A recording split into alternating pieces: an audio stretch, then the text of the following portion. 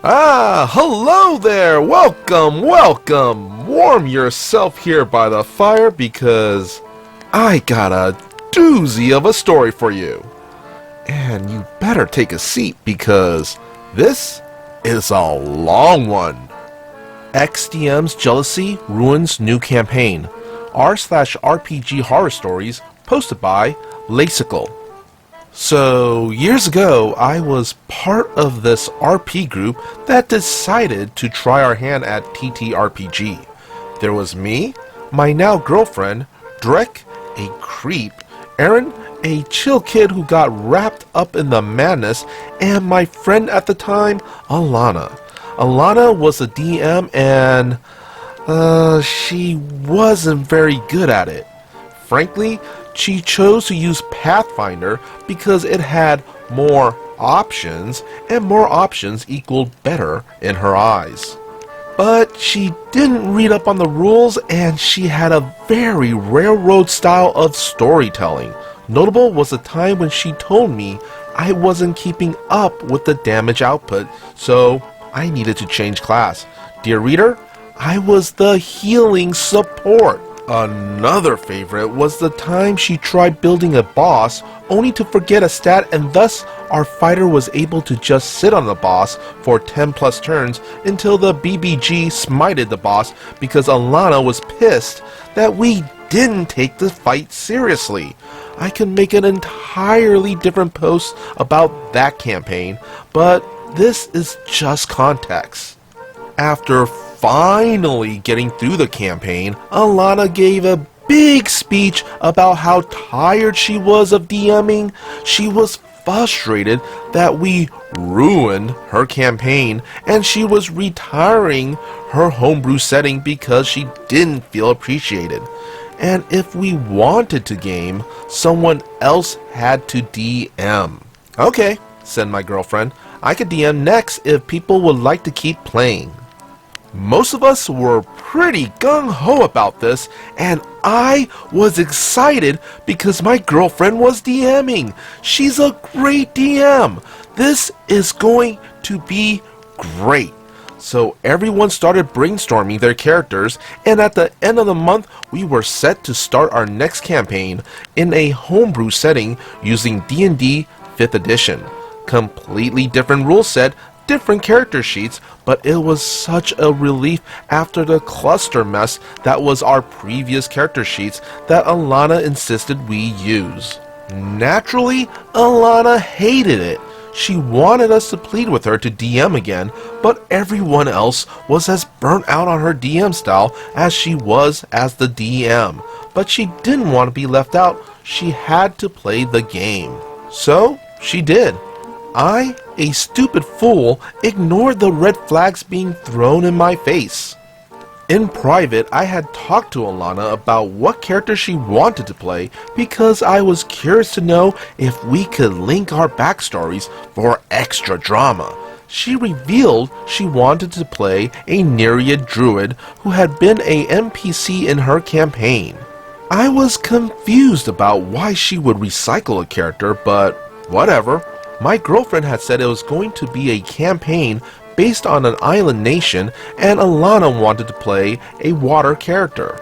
My girlfriend even went out of her way to homebrew a player race for Alana so she could play a Nereid instead of a water Genanzi or Triton. Instead of thanking my girlfriend, Alana grumbled about the lack of options in 5th edition and how limited the skill customization was. At this point, I was starting to see the red, but trying to be optimistic. So, there we were, session 1. Our characters were all trying to board a ship to get to this island nation. That would be the primary setting. Aaron's character, a Ratkin Ranger, was the first mate of the ship. Drek's character, a halfling sorcerer, bought a passage on the ship. My drow rogue had been denied a ticket, so she snuck on board and tried hiding among the other passengers. After setting sail, Aaron was about to bust my character as a stowaway. Tension was high, drama was kicking up, and then the ship was attacked and destroyed as a kraken rose from the depths. Our characters were the only survivors. Cue Alana's character intro. She comes in, the daughter of a powerful water person thing. She sees the flotsam from the ship and she discovers the other PCs floating unconscious on the water. My girlfriend had set her up so she could be the savior for the other PCs, which is how the Nereid had been introduced in the previous campaign. It was a nice callback, or rather, it would have been if the Nereid hadn't immediately called the other PCs trash and subtly tried to drown them as she helped them to shore. This wasn't the same helpful NPCs we had met in the other campaign, and it continued to go downhill from there. Our first plot hook came when we encountered patrolling guards who saw the Nereid save our characters. Seeing this powerful sea spirit, they dropped to their knees in worship and begged for her aid. Their capital had been sacked by enemy forces and their pleas to the sea gods had been ignored until the Nereid arrived. Surely, her presence was a sign that they had been heard. They begged for her to return with them to help bolster the morale of the war camp they had built and bring hope back to their people. And they reassured the rest of us that if we helped reclaim the capital, then they would give us powerful boons in return. The Nereid, seeing the guards' heartfelt devotion and pleas for aid, called them trash and returned back to the ocean. All of us, in-game and out-of-game, were confused. "You're just leaving? Just like that?" we asked. "Yeah, I'm not interested in helping stupid land dwellers with their problems," Alana said. The rest of us tell Alana we're following the guards, and Alana scoffs and tells us to do whatever we want. Thus ends the first session. My girlfriend messages Alana privately to ask if she understood that she was walking away from the story, and Alana said she did. So, my girlfriend said they would need to get together to make a new character if the Nereid wasn't going to be involved. "But she is! You just need to convince her," Alana said. "People falling to their knees, believing you're a powerful ocean spirit who can save them, and begging for your help wasn't enough?" my girlfriend asked. It was not. Session 2. Alana is upset that the rest of the PCs are going to the camp without her character. We should have tried to convince her character to join them, and now she has nothing to do. "You left," we reminded her. Alana isn't happy. She never is. While I'm trying to RP with the others, Alana is messaging me about how horrible it is that we're level 1, that we have no special gear, how she had let us start at level 5 in her campaign.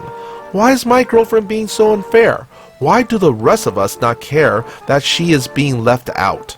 My girlfriend is confused and hurt that Alana is acting like this, so I try and step in and explain all the reasons why a complete group of strangers wouldn't care if her character just left. We've been RPing for years. She should know this. Still, Alana is upset. Session 3. Our characters return to the beach on a mission, and what do you know? The Nereid is there too. After sitting out the last session, Alana decided to actually participate with the rest of us. But it also quickly becomes apparent that Alana should not be playing a druid.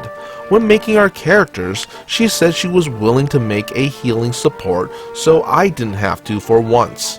But our first actual fight involving her character, instead of wild shaping or using any magic, she instead uses her staff to hit people for 1d4 damage. She has cantrips that could hit harder. She could use Shillelagh to hit harder with her staff. I gently remind her of this and she says, I'm a Nereid. I only use water-based spells. So, let me get this straight. You chose to play a class that you will use exactly one elemental type of magic, of which the spells you say you are willing to use won't be available until you are level 5th level. We are level 1. She won't even take Cure Wounds because it isn't thematic. After the fight, she finds a dagger that she ties to the end of her staff so she can do more damage. So now instead of 1d4 damage with her stick, she could do 1d4 damage with her staff or the dagger. Multi-attacks. My girlfriend allows it because at this point, she is tired of dealing with Alana. So now we have a druid that wants to be a monk/fighter that has a butcher knife tied to her staff. My girlfriend creates a list of druid spells that could be flavored to be water-based. Alana won't have it. Then to add insult to injury, as my drow is using her dark vision to explore the cave and loot things while the other PCs took short rests, the Nereid gets pissed that the drow doesn't care about our friends and how they're bleeding on the ground. Never mind that my character had no healing skills. Gee, it's almost like the person who said she'd be the healer should do the healing. Also, our friends, you called us trash and left, Nereid. We don't even know you. You don't even announce yourself for another full session. After an argument between my drow and the Nereid, we get back to camp, where we meet a NPC Minotaur cleric that needs help. The same group that is attacking the capital has attacked this Minotaur's temple, and she came looking for help. At this point, I'm intentionally fighting against racial stereotypes because my drow is uncomfortably aware that she is the only drow within 100 miles of this camp. She helps the Minotaur convince the other PCs to help her after the Minotaur had her own experience dealing with the racism towards her. And here is where things got very, very uncomfortable very quickly. Drek, our sorcerer, starts making sexual comments about the Minotaur. You see, Drek is a kinky a-hole, and he lets everyone know this. He's been lusting after Alana for years, and she tolerated it because she is afraid to have no friends. But the only thing that could be his lust for Alana is his furry kink, and thus, while the Minotaur and my drow are bonding over being outsiders and the racism they've been dealing with, in walks this horny halfling. You know, Drek says in the grossest mockery of a seduction I've ever heard, I've always loved warm milk. I can hear the record scratch as everything just stops. I physically have to get up and leave my computer. My girlfriend messages me in a flurry of what the F's, as what Drek just says sinks in. She's at a loss, I'm at a loss. I want to bleach my eyeballs. Drek had a history of saying gross sexual things to us. You see, dear reader, me and my girlfriend are both women and therefore are lesbians with each other. And we knew he had no filter, but we put up with it because he was friends with Alana. My girlfriend is ready to set her router on fire because the thought that Drek will be flirting in character with this NPC is too much, and I can't blame her, but then it gets worse. The Nereid rolls up and she also starts flirting with the Minotaur because suddenly not everything on the land is trash, but the Nereid and my character are not getting along at all, and the Minotaur immediately picked up on how they were snipping at each other. But since my character was the one that was actually kind towards the Minotaur, she decides to avoid the weird halfling and the fish woman and stick by the drow's side.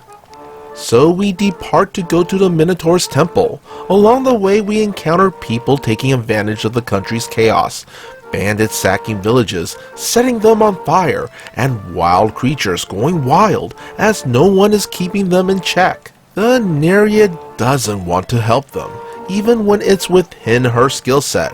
A village is on fire? Why use control water to put out the fire? Not her problem. The animosity between my drow and the Nereid grows. The Nereid straight up tells the Minotaur that she wants to stab my drow. Things are deteriorating.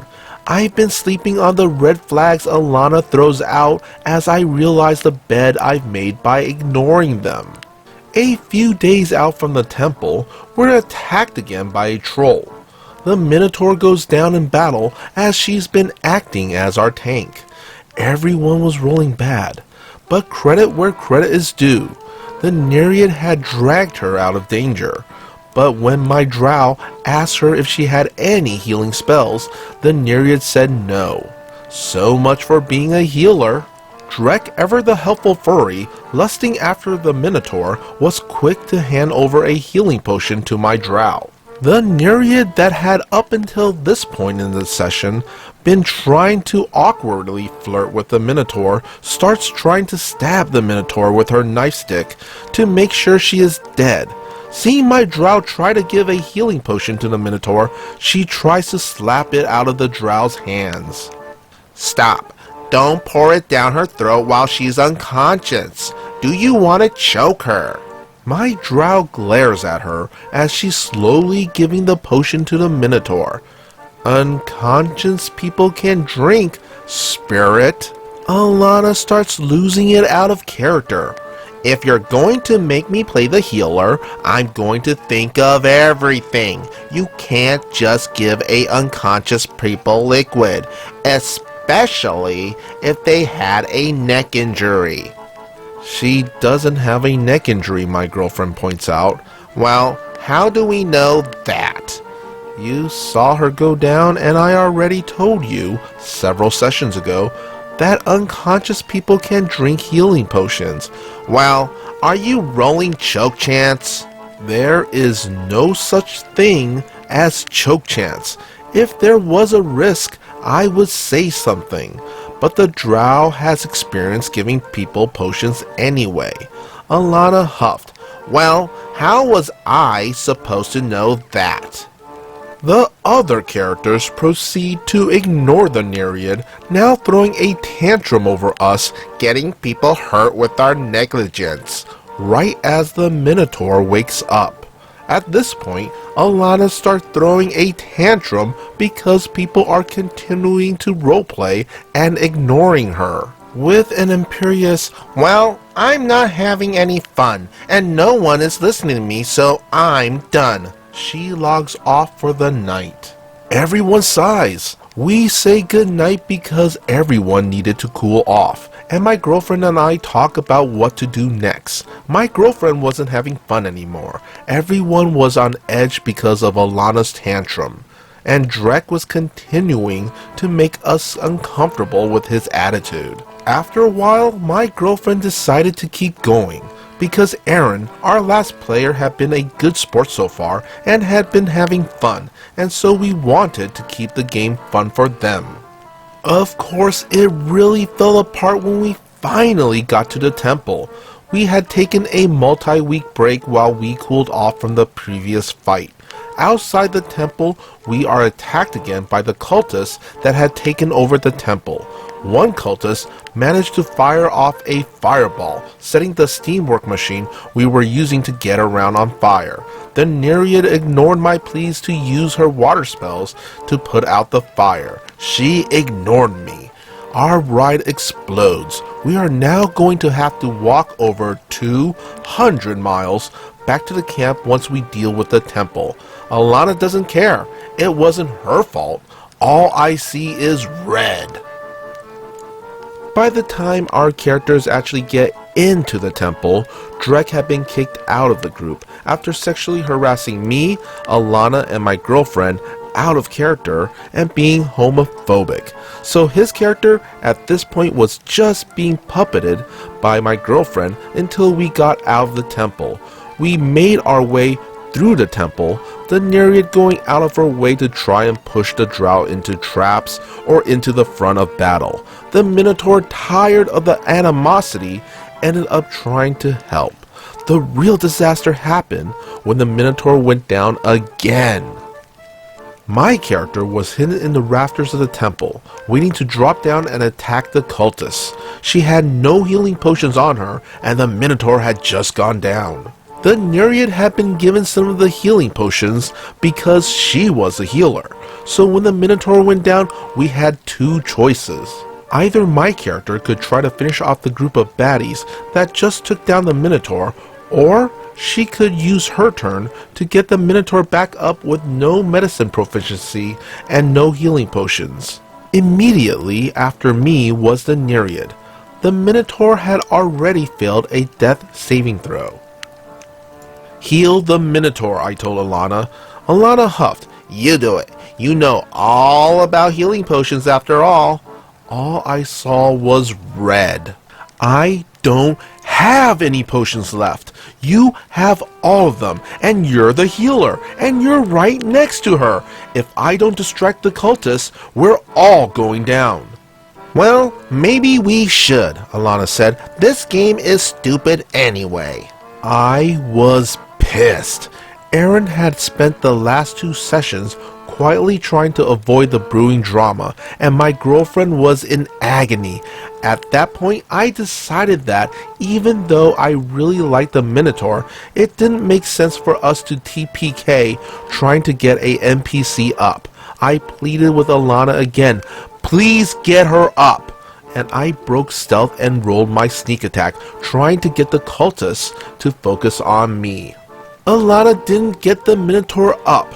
Oh no, instead she decided to use her stupid knife stick to inflict 1d4 damage. She couldn't even use a single spell.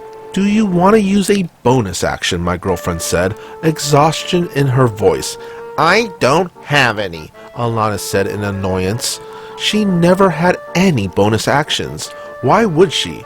And you know what happened, dear reader? The Minotaur was hit by the cultists again, and she was down, so it was an auto crit, and she died right next to the Nereid.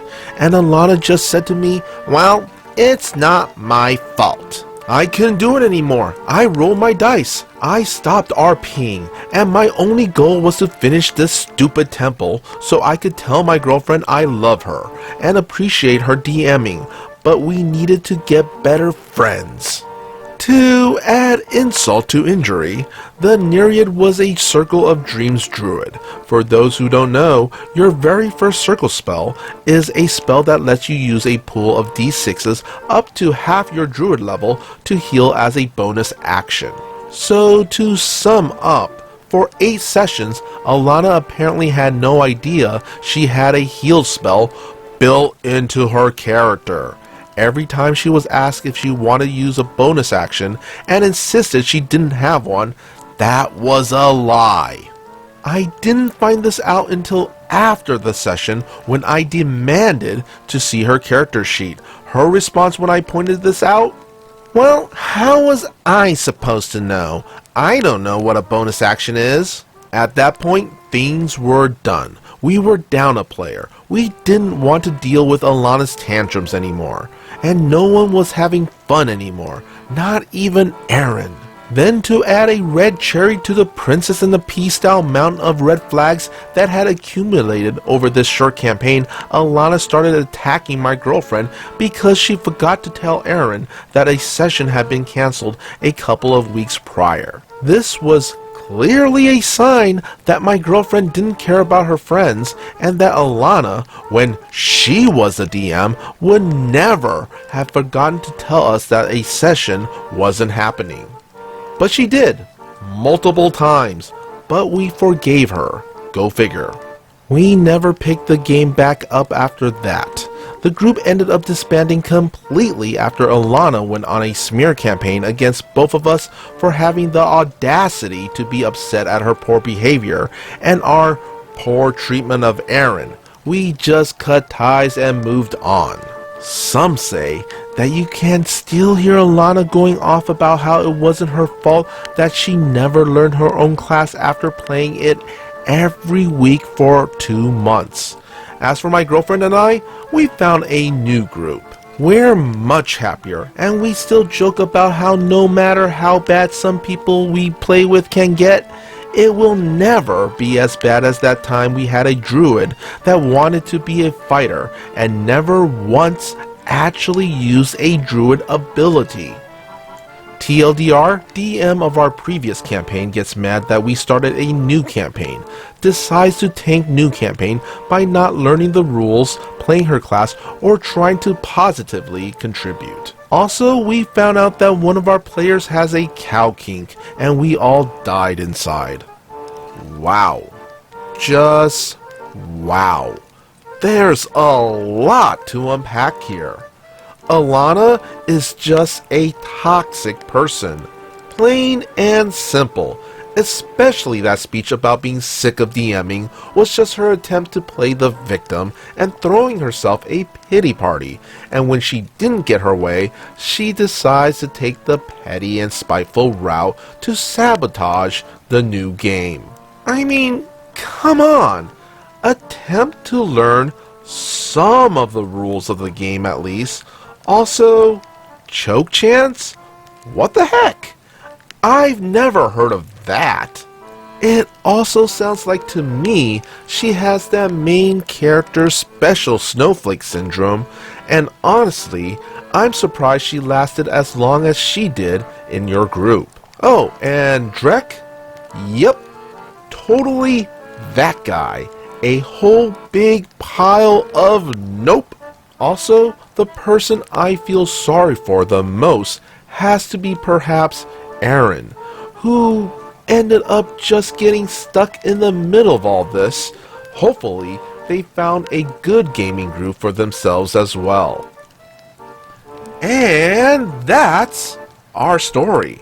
Be sure to hit that like and subscribe button for more future content. Also, if you would kindly follow the socials posted in the description, that would be amazing. As always, be good, be great, be awesome.